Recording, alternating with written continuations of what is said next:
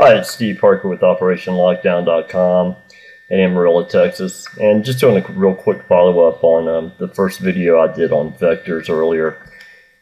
At the very end of that video, you may have noticed I actually did a scan using my antivirus program to look for the two files that we had basically stopped from executing themselves via a lockdown program by Phoronix called anti-execute.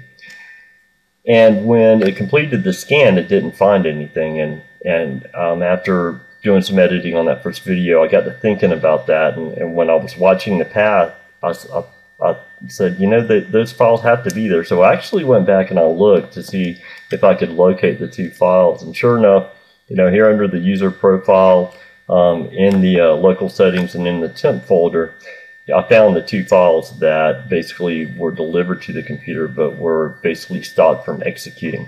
And here they are, but right here. This is one of them. And you can see it's 186K. And then the second one is also 186K. Thought process being here that it used actually two different vectors, possibly more than likely in Java. Or one of them may have been in the Acrobat Reader, because there also is a temp file here that looks like it might have been in PDF. And so it's trying to basically deliver the same payload via two different exploits. And so I thought, well, if my antivirus didn't actually pick them up, you know, what's the deal? And so I wanted to do a little further analysis on these, and that's what I'm going to do here real quick with you. Is we're going to first of all verify that our antivirus program does not pick it up. And the first thing that we need to make a point of is today is Thursday, January 27, 2011. So we have the latest updates for our antivirus. And basically what I'm going to do here is I'm just going to right click on this folder and just scan every file that actually is inside of that folder. And it's initializing. While that's going on there, what I'm going to do is I'm actually going to fire up my malware bytes and just click the check updates. So I just want to make sure that we've got the latest updates here as well, because next we're going to scan it with this. And that, sure enough, we've got the latest updates for that. And let's see what our antivirus comes up. Okay, the scan is finished, and we have come up with exactly no detections, no suspicious files, no warnings.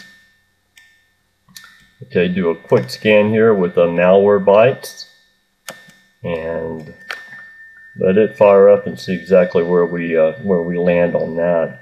Now, what's interesting here is that when I actually did the demonstration earlier, is that if I'd not had my lockdown program and just relied on the antivirus, both of these files would have been executed by the computer, because the antivirus program itself does not detect them as being malicious in any way.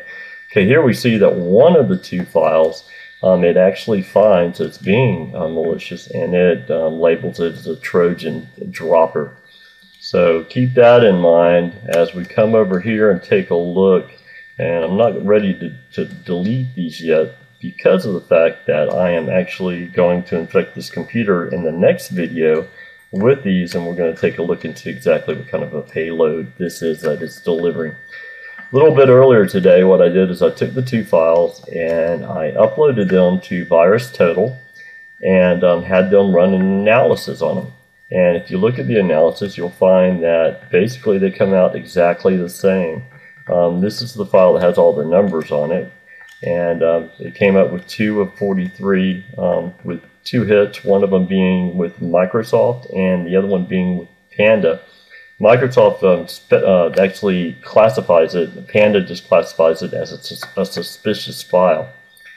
And then click over here to the second file that was delivered to the computer. That's one of the nice things about lockdown, is that you can actually capture these without having to worry about and do some analysis on them without having to worry about infecting your computer. Okay, pretty much the exact same thing. According to a little more research I did with Microsoft, is that this looks like it's probably going to be the spy eye. And the spy eye was initially discovered in February of 2010. So this may be the 2011 version that is now being delivered via drive-by downloads and by vulnerable vectors or exploits. So there you go. We're into day one, and it doesn't really look like there's a whole lot of antivirus software picking it up. So on the next video, what I'm going to do is we're actually going to execute it and see exactly what's behind the file. So hey, stay tuned for the next video. Once again, Steve Parker with the OperationLockdown.com, Amarillo, Texas.